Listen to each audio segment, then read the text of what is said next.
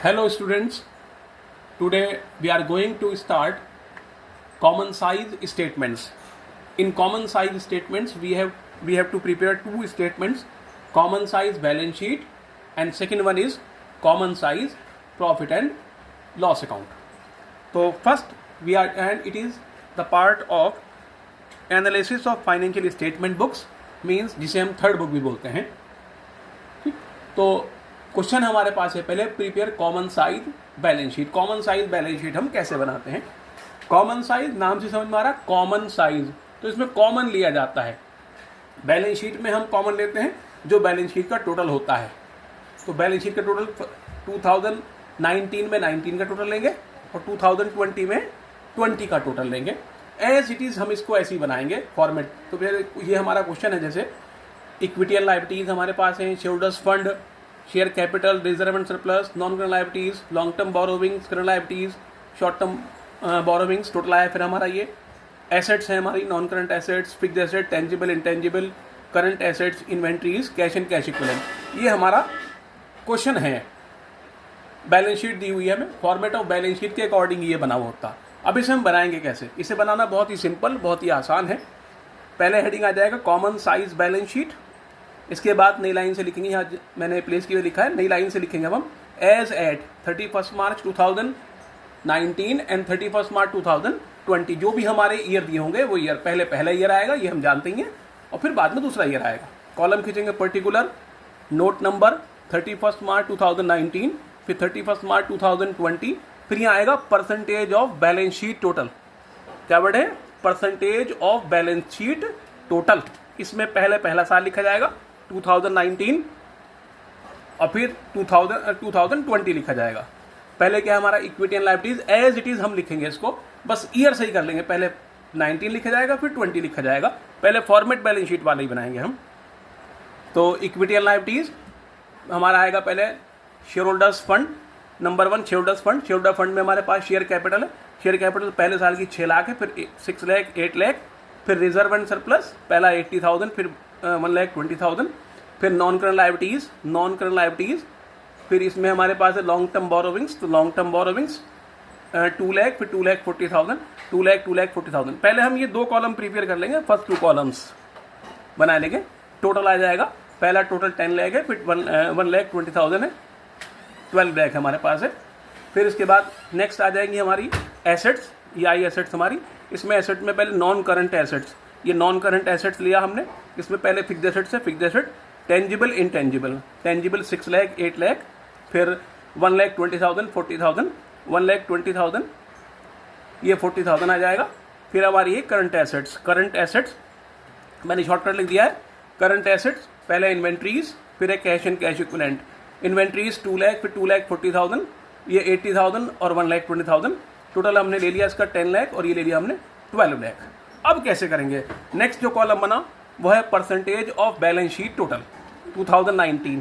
Total कितना balance sheet का? 10 लाख. तो सबके अपॉन में 10 लाख आएगा. जो पॉइंट निकाल रहे हैं वो अपॉन 10 लाख इंटू 100, क्योंकि परसेंटेज निकाल रहे हैं तो इंटू 100 हो जाएगा. तो 6 लाख अपॉन 10 लाख इंटू 100, तो ये हो जाएगा 60%.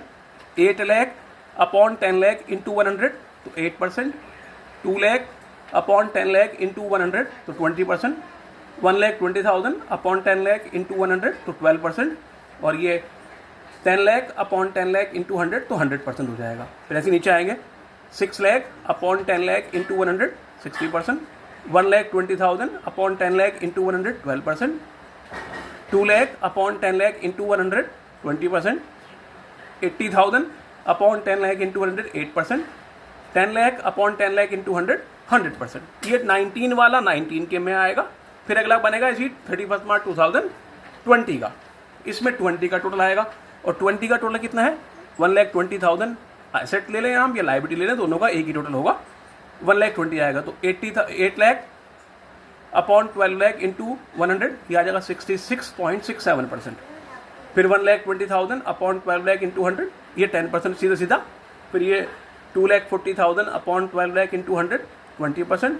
4 लाख अपॉन 12 लाख इंटू 100, 33.33. इसका टोटल ध्यान रखना है हमें कि ये 100 बन जाना चाहिए. ये 66.66 आ रहा है, तो हमें इसे 7 बना दिया ताकि 3 और 7 ये 100 बन जाएगा। लास्ट में चेक करना जरूरी है कि टोटल 100 भी हो रहा हो, एक बार टोटल जोड़ के देख लीजिएगा ये 100 भी बनना हो। फिर ऐसी 8 lakh upon 12 lakh into 100, 40,000 upon 12 lakh into 100, 2,40,000 upon 12 lakh into 100। इस तरीके से ये हमारा 100% हो जाएगा। ये भी 100, ये भी 100, एक बार टोटल करके देख लीजिए 100 बैठ रहा। तो ये था बेटा हमारा सिंपल सा common size balance sheet. I hope समझ में आया होगा, आसान सा है। नेक्स्ट टॉपिक हमारा है common size profit and loss account. ये क्वेश्चन हमारा है, ये जैसे comparative statement of profit and loss बना था उस तरह से ही ये बनेगा, है ना। फॉर्म बेस वही है, लेकिन परसेंटेज इसमें दोनों की अलग अलग निकलेगी। ये ध्यान रखना कि परसेंटेज दोनों की अलग निकालनी पड़ेगी हमें। तो पहला कॉलम ये क्वेश्चन हमारा है, common size profit and loss account for the year ended 31 March 2019 and 31 March 2020। Particular note number 31 मार्च 2019, 31 मार्च 2020। और यहाँ कॉलम बनेगा percentage of revenue from operation, percentage of revenue from operation 31 मार्च 2019 और ये 31 मार्च 2020 हुआ। पहले फॉर्मेट बना लेंगे पूरा हम। Revenue from operation 10 lakh, 2 lakh, 1 lakh, 2 lakh, फिर प्लस अदर इनकम हम ऐड करते हैं इसमें। कितनी अदर इनकम? 20,000, 50,000। तो ये हमारा ऐड करके हो गया 1,20,000 और 2,50,000 टोटल रेवेन्यू। टोटल रेवेन्यू के बाद अब हम लेंगे टोटल एक्सपेंसेस। एक्सपेंस कितने हैं? एक है एम्प्लॉय बेनिफिट एक्सपेंसेस, ये 50,000 और ये 80,000, तो 50,000, 80,000, फिर प्लस अदर एक्सपेंसेस 5,000 और 10,000। इसे भी जो ऐड कर लेंगे। पहले हम ये दो कॉलम बनाएंगे, फर्स्ट 2 कॉलम्स, इसे बाद में कैलकुलेट करेंगे। तो ये आया हमारा 55,000 और ये हुआ हमारा 90,000 टोटल एक्सपेंस। इसके बाद क्या लेते हैं? फिर हम निकालते हैं प्रॉफिट बिफोर टैक्स। कैसे निकलता है प्रॉफिट बिफोर टैक्स?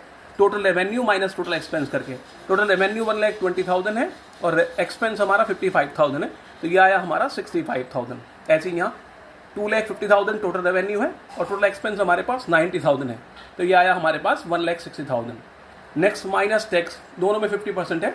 पहला 50%, तो इस प्रॉफिट का जो प्रॉफिट निकल के आएगा उसका 50% लिया जाएगा।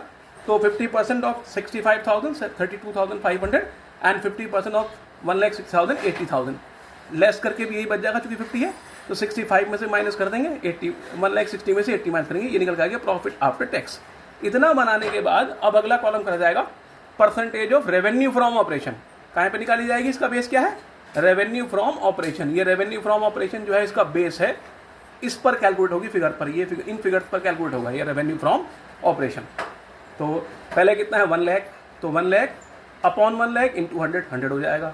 फिर 20,000 अपॉन 1 लाख इंटू 100, तो 20% हो जाएगा। 1,20,000 अपॉन 1 लाख इंटू 100, तो 120% हो जाएगा। 50,000 upon 1 lakh into 100, 50%। 5,000 upon 1 lakh into 100, 5%। 55,000 upon 1 lakh into 100, तो 55%। 65,000 upon 1 lakh into 100, 65। 32,500 upon 1 lakh into 100, 32.50। फिर ये आ जाएगा सबके अपॉन में। ये आया हमारा 19 में 19 का आ गया। अब 20 की बात करें, 20 में हमारी कितनी है रेवेन्यू फ्रॉम ऑपरेशन? 2 लाख, तो सबके अपॉन में 2 लाख आएगा। 2 लाख अपॉन 2 लाख इंटू 100, तो 100। 50,000 upon 2 lakh into 100, 25। 2,50,000 upon 2 lakh into 100, 125%। 80,000 upon 2 lakh into 100, अब ये जाएगा सबके अपॉन में, तो ये आ जाएगा हमारा 40%। फिर 10,000 upon 2 lakh into 100, 5%। 90,000 upon 2 lakh into 100, 45%। 1,60,000 upon 2 lakh into 100, 80%। 80,000 upon 2 lakh into 100, 40%। 80,000 upon 2 lakh into 100, 40%। तो ये हमारी परसेंटेज निकल जाएंगी। Common size profit and loss में परसेंटेज रेवेन्यू फ्रॉम ऑपरेशन पे निकलेगी और कॉमन साइज बैलेंस शीट में परसेंटेज टोटल बैलेंस शीट के टोटल पर निकलेगी। ये हमें ध्यान रखनी बात, बस इसके अलावा और कुछ नहीं।